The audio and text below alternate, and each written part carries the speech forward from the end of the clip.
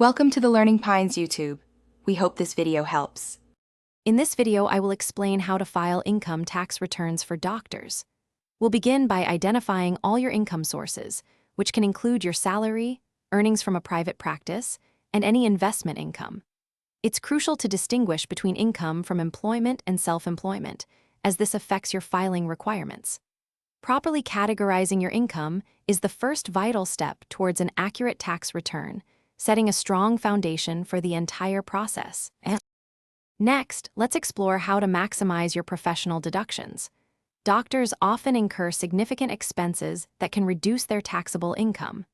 These include costs for medical licenses, professional liability insurance, and continuing medical education. You can also deduct expenses for medical equipment, necessary supplies, and professional journal subscriptions. If you use a dedicated space in your home exclusively for your practice, you might qualify for a home office deduction, saving you money. Understanding the correct tax forms is essential for a smooth filing process. If you are an employed doctor, your employer will provide you with a W-2 form detailing your wages and taxes withheld. However, self-employed doctors, such as those in private practice, will need to file Schedule C to report their business income and expenses.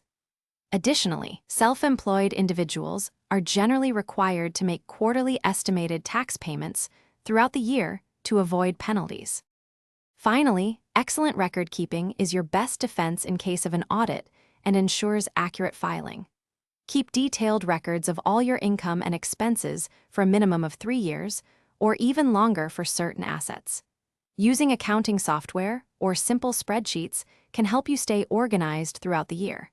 For complex financial situations, or to ensure you are maximizing all available deductions, always consider consulting a qualified tax professional for personalized guidance.